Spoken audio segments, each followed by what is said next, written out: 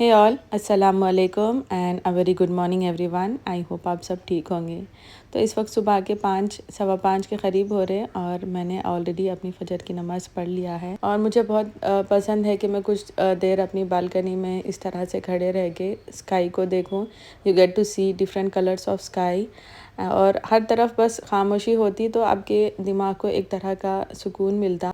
मेरी बहुत ही एक प्यारी व्यूवर ने लास्ट टाइम मुझे कमेंट किया था कि उनके ग्रैंड मदर मेरे वीडियोस को बहुत पसंद करते और वो इंग्लिश में शायद समझ नहीं पाती, तो आज का व्लॉग उर्दू में बस उनके लिए है। तो एज़ यूजुअल सबसे पहला काम मेरा दिन का यही होता कि मैं अपने किचन में आऊँ और अपने बच्चों के लिए ब्रेकफास्ट या लंच प्रिपेयर करूँ।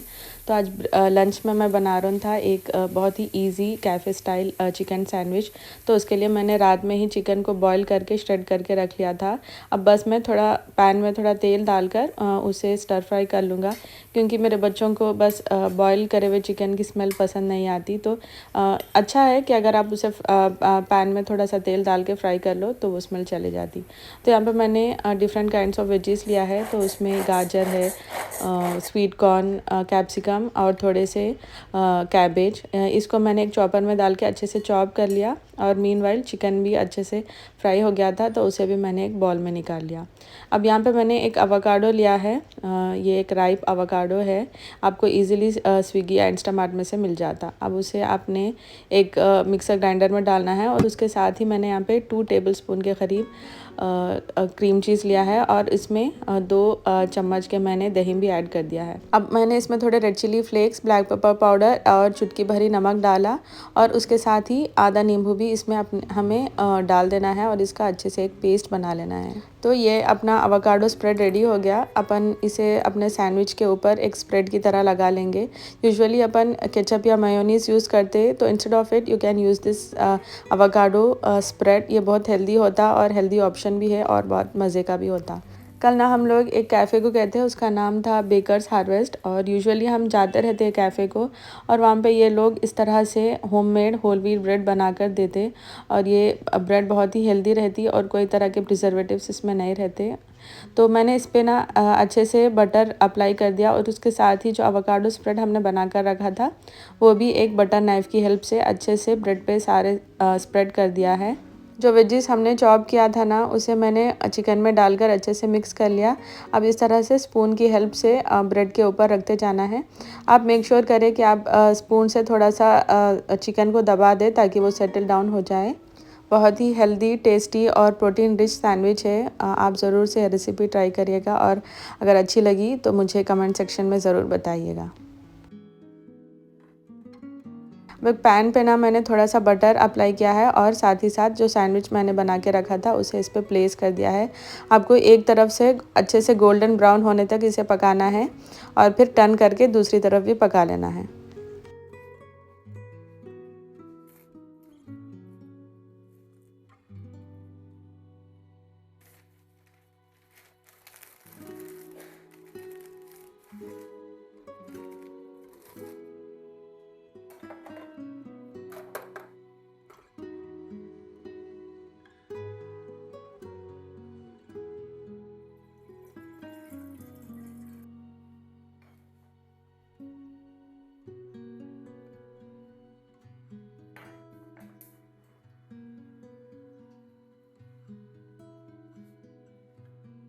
यूजुअली 8:30 बजे तक बच्चे स्कूल चले जाते और इसके बाद मैं अपना जो मॉर्निंग क्लीनअप रहता, जो मिनिमम सा, जैसे कि सारी चीज़ें अपनी जगह पे रख देना, वो कर लेने के बाद अपना ब्रेकफास्ट प्रिपेयर कर लेता हूँ। ब्रेकफास्ट में मैंने भी सेम वही सैंडविच बना लिया, but instead of chicken I am using an egg here. तो आपने अच्छा सा एग फ्राई करके उस पर से थोड़ा लेटस लीफ और थोड़े टोमेटो के स्लाइसेस करके रख देना है और अच्छा सा एक यम्मी सैंडविच रेडी हो जाता। और साथ ही साथ सुबह की चाय भी मस्ट है मेरे लिए। जब तक मैं थोड़ी सी चाय नहीं पी लेता हूँ मुझे लगता है कि मेरा ब्रेकफास्ट इनकम्प्लीट है। तो मैं अब अभी सुकून से बैठूँगा और अपना एक ब्रेकफास्ट एंजॉय करूँगा। मेरे लास्ट वीडियो में एक मेरी व्यूवर ने कमेंट किया था कि मैं अपने व्यूज़ शेयर करूँ on how I manage home, kids and being a housewife, और साथ ही साथ मूड स्विंग्स के बारे में भी डिस्कस करूं।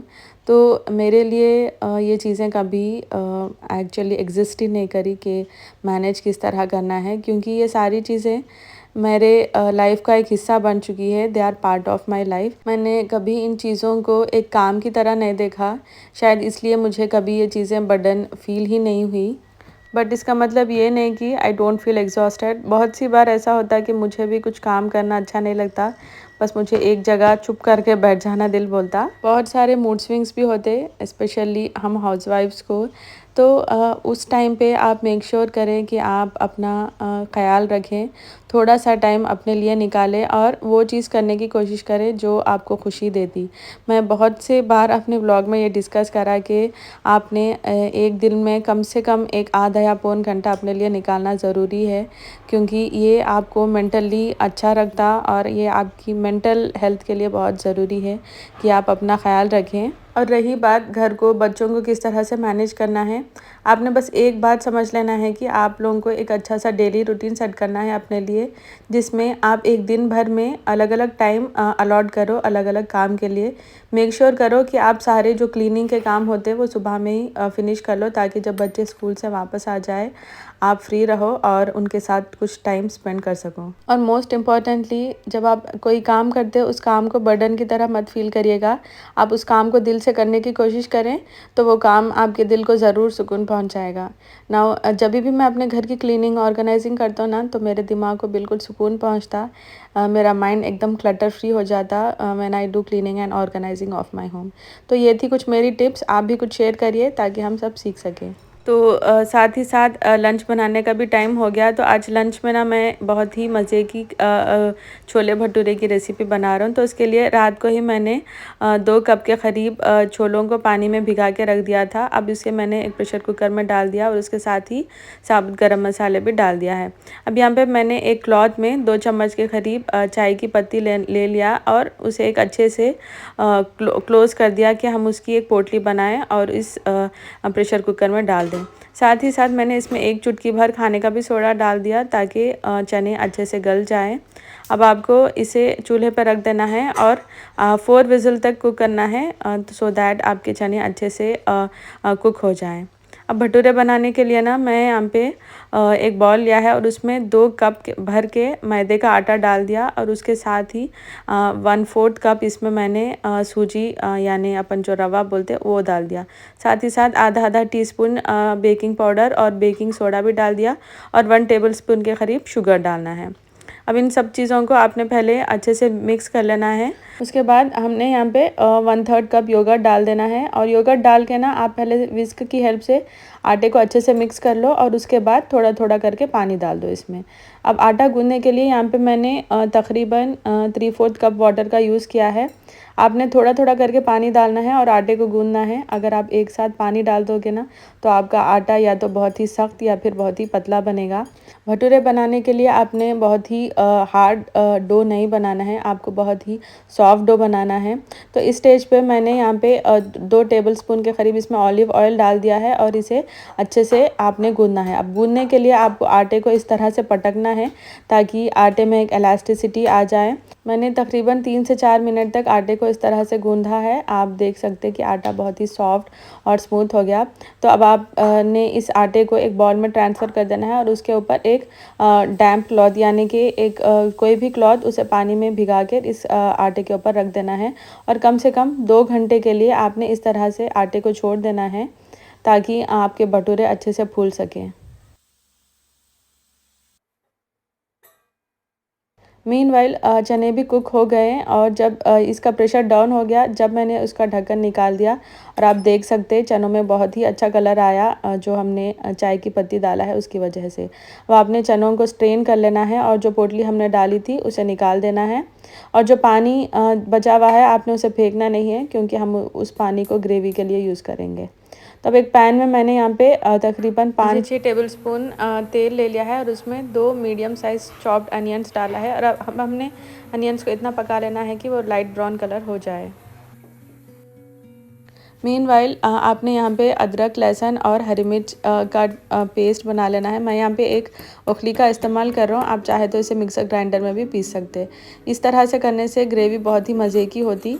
अब जब अनियन गोल्डन ब्राउन हो गए थे, उसमें मैंने इसमें जो अदरक, लहसुन और हरी मिर्च का पेस्ट बनाया था वो डाल दिया और उसे कम से कम 2 मिनट तक भून लिया है ताकि उसकी रॉ स्मेल चले जाए। अब इसमें मैंने बेसिक से स्पाइसेस डाले, जैसे हल्दी पाउडर, नमक और लाल मिर्च और थोड़ा गरम मसाला पाउडर।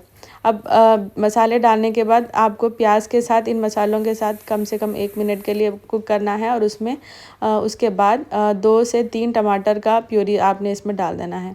अब टमाटर का प्यूरी डालने के बाद आपको इसका ढक्कन बंद करके कम से कम 5 मिनट तक कुक करना है, जब तक टमाटो सॉफ्ट हो जाएं।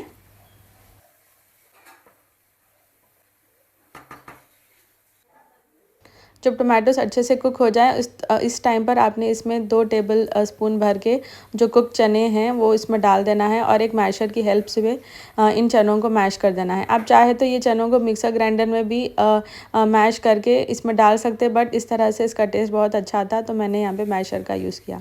साथ ही साथ मैंने सारे चने जो अपने उबाल के रखे थे वो भी डाल दिया और जो पानी जिसमें हमने चने उबाले थे वो भी इसमें ऐड कर देना है। अब इस स्टेज पे मैंने यहाँ पे 3/4 कप ऑफ वाटर ऐड किया है to adjust the consistency of the gravy. आप पानी कम या ज़्यादा भी कर सकते हैं अपने हिसाब से। अब इस पर मैं ढक्कन लगा के कुक करूँगा फॉर अनदर 10 मिनट्स। जब तक चने कुक हो रहे हैं ना, मैं साथ ही साथ ज़ीरा राइस भी बना लूँगा ताकि करी के साथ खा सकें। तो पैन में मैंने थोड़ा सा घी डाला है और उसके साथ ही 2 तेज़पत्ते, थोड़ी लौंग, एक दालचीनी का टुकड़ा, 2 सूखी लाल मिर्च और ज़ीरा डाल के 2 मिनट के भून लिया है और उसके साथ ही मैंने जो चावल भिगा के रखे थे वो भी मैंने ऐड कर दिया। अब 2 कप चावल के लिए मैंने यहाँ पे 3 कप पानी ऐड किया है।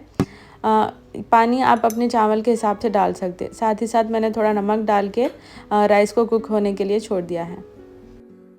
मीनवाइल चने भी अच्छे से कुक हो गए, आप देख सकते हैं ग्रेवी बहुत ही रिच लग रही। तो यहाँ पे मेरे पास ये बादशाह छोले मसाला है और उसका मैंने इसमें तकरीबन 1 टेबलस्पून भर के ऐड किया है और साथ ही साथ 1 मुट्ठी भर के कोथिमीर और आधा नींबू भी इसमें डाल दिया है। अब इस स्टेज पे आपने इसे एक अच्छा सा मिक्स दे देना है और इसकी फ्लेम लो करके 2 मिनट के लिए कुक करना है और उसके बाद फ्लेम बंद कर देना है। अब मैंने यहाँ पे एक पैन में 1 टेबलस्पून घी में 1 टेबलस्पून भर के Kashmiri red chilli powder add किया है और इस तड़के को चनों के ऊपर डाल दिया है और इससे ये चनों का बहुत ही अच्छा टेस्ट आता, जैसे कि आप रेस्टोरेंट्स में खाते हो।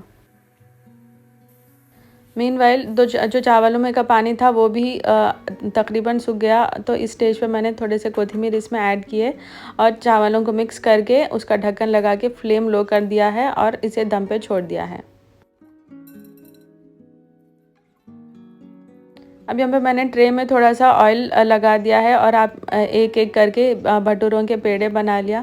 एक्चुअली आपने भटूरे बनाने से पहले इन पेड़ों को इस तरह से बनाना है और कम से कम 10 मिनट तक इसे अच्छे से रेस्ट देना है इन भटूरों को फ्राई करने से पहले। मैंने कढ़ाई में तेल ऑलरेडी चूल्हे पर रख दिया है ताकि तेल अच्छे से गर्म हो जाए, क्योंकि आपने भटूरों को बहुत ही गर्म तेल में ही फ्राई करना। अगर आप नहीं करोगे तो भटूरे आपके फूलेंगे नहीं।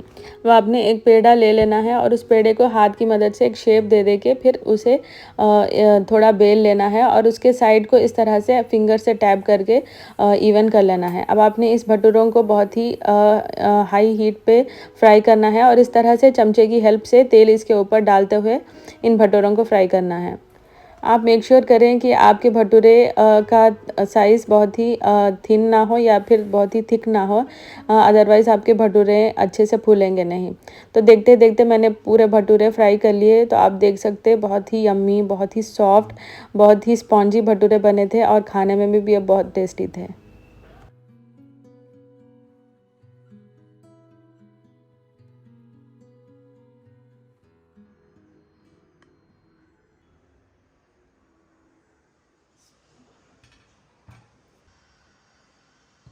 साथ ही साथ मैंने लंच भी सर्व कर दिया। मुझे बहुत अच्छा लगता बच्चों के लिए और मेरे हस्बैंड के लिए इस तरह से स्पेशल लंच बनाना, सर्व करना। वो भी बहुत एंजॉय करके खाते और मुझे भी बहुत खुशी होती। आप सब भी ये रेसिपी ज़रूर ट्राई करिएगा और मुझे बताइएगा कि कैसी बनी। अगर मैंने कुछ मिस्टेक किया तो वो भी आप मुझे कमेंट सेक्शन में ज़रूर बता सकते हैं।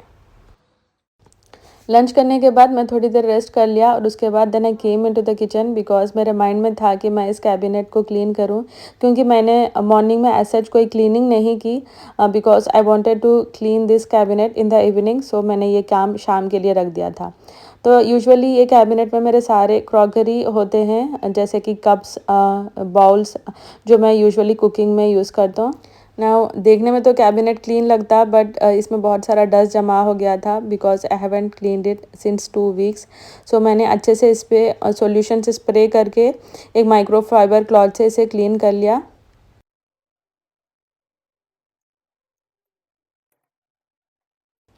ये वुडन ऑर्गेनाइज़र मैं अमेज़ोन से ऑर्डर करा था टू प्लेस माय कप्स। और मुझे बहुत ही बड़ा शौक़ है कि मैं कप्स एंड सॉसर्स इकट्ठा करूं। मुझे तरह तरह के डिफरेंट कलर के डिफरेंट टाइप के कप्स एंड सॉसर्स बहुत पसंद है। इवन मेरी फैमिली वालों को भी ये बात इतनी मालूम है कि जब कभी वो मुझे गिफ्ट के बारे में सोचते ना, तो वो मुझे पहले कप्स एंड सॉसर के बारे में पूछते हैं। हर किसी का अपना शौक़ होता है, तो मेरा शौक़ यही है कि मैं अपने घर को, अपने किचन को अच्छे से सजा के रखूँ।